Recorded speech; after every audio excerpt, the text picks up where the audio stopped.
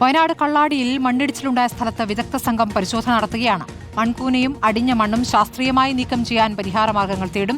ഒരു മാസത്തിനകം റിപ്പോർട്ട് നൽകാനാണ് കമ്മിറ്റിക്ക് സർക്കാർ നൽകിയിരിക്കുന്ന നിർദ്ദേശം. ദീപക് മോഹൻ സ്ഥലത്തുണ്ട്. ദീപക്, ഇപ്പോൾ സംഘം അന്വേഷണത്തിലേക്ക് കടന്നിരിക്കുന്നു. ഒരു മാസത്തിനകം റിപ്പോർട്ട് നൽകേണ്ടതാണ്. രണ്ടു തരം അന്വേഷണത്തിലാണല്ലോ സർക്കാർ ഉത്തരവിട്ടിരിക്കുന്നത്. ഇപ്പോൾ നടത്തുന്ന പരിശോധന ഏത് തരത്തിലുള്ളതാണ്? ആരൊക്കെയാണ് ഈ സംഘത്തിലുള്ളത്?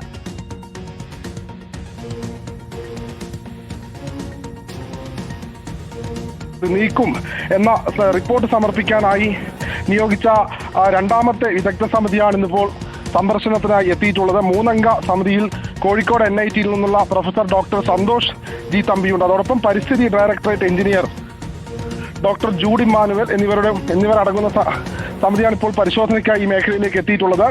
ഈ തുരങ്കപാതയുടെ ഭാവി നിർണ്ണയിക്കുന്നതുമായി ബന്ധപ്പെട്ട ഒരു തീരുമാനം ഇന്നത്തെ ഈ വിദഗ്ധ സമിതിയുടെ പരിശോധനയ്ക്ക് ശേഷമായിരിക്കും ഉണ്ടാകുക. അതേസമയം തുരങ്കപാതയിലെ മണ്ണിടിച്ചിലിന്റെ കാരണം പരിശോധിച്ച് റിപ്പോർട്ട് സമർപ്പിക്കാനായി സർക്കാർ നിയോഗിച്ച 5 അംഗ വിദഗ്ധ സമിതി നേരത്തെ യോഗം ചേർന്നിരുന്നു. ഏതായാലും സമിതിയിൽ കൂടുതൽ വിദഗ്ധരടക്കം ഉൾപ്പെടുത്തുന്ന കാര്യം ആലോചനയിലുണ്ട്. ഇന്നിപ്പോൾ ഇവിടെ ഈ കൂട്ടിയിട്ടിരിക്കുന്ന മണ്ണ്, അതോടൊപ്പം മണ്ണിടിച്ചിലിൽ അടിഞ്ഞു വന്ന മണ്ണടക്കം എങ്ങനെ നീക്കം ചെയ്യുമെന്നതിനെ പറ്റിയുള്ളൊരു ശാസ്ത്രീയമായ വിലയിരുത്തൽ, ഒരു പഠനമാണ് ഈ പരിശോധനയാണ് ഇപ്പോൾ വിദഗ്ധ സമിതി നടത്തുന്നത്. നേരത്തെ, അതായത് സംസ്ഥാന chief wildlife warden doctor Pugazhenthi, പൊതുമരാമത്ത് വകുപ്പ് സെക്രട്ടറി ഡോക്ടർ അദീൽ അബ്ദുള്ള എന്നിവരാണ് മറ്റ് അംഗങ്ങൾ. ഒരു മാസത്തിനകം റിപ്പോർട്ട് നൽകാനാണ് കമ്മിറ്റിക്ക് സർക്കാർ നൽകിയ നിർദ്ദേശം. വിദഗ്ധ സമിതിയുടെ റിപ്പോർട്ട് വരുന്നതുവരെ തുരങ്ക നിർമ്മാണം പുനരാരംഭിക്കാൻ പാടില്ലെന്നും സർക്കാർ നേരത്തെ ഉത്തരവിറക്കിയിരുന്നു. വിദഗ്ധ സംഘം എത്തിയപ്പോൾ പരിശോധന നടത്തിക്കൊണ്ടിരിക്കുന്ന കാഴ്ചയാണ് ഇപ്പോൾ നമ്മൾ കണ്ടിരിക്കുന്നത്. വയനാട് കള്ളാടിയിൽ മണ്ണിടിച്ചിലുണ്ടായ സ്ഥലത്താണ് ഇപ്പോൾ വിദഗ്ധ സംഘം പരിശോധന തുടങ്ങിയിരിക്കുന്നത്.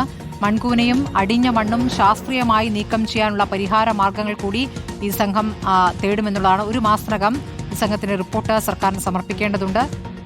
അത്രയാണ് കമ്മിറ്റിക്ക് സർക്കാർ നൽകിയിരിക്കുന്ന സമയം.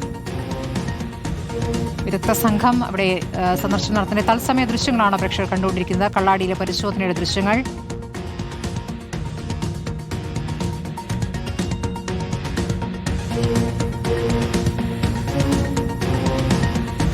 ദീപക്, 2 തരം അന്വേഷണങ്ങളാണല്ലോ. അപ്പോൾ ആദ്യത്തെ സംഘത്തിന്റെ വിദഗ്ധ സംഘത്തിന്റെ പരിശോധനയാണ് ഇപ്പോൾ തുടങ്ങിയിരിക്കുന്നത്, അല്ലേ?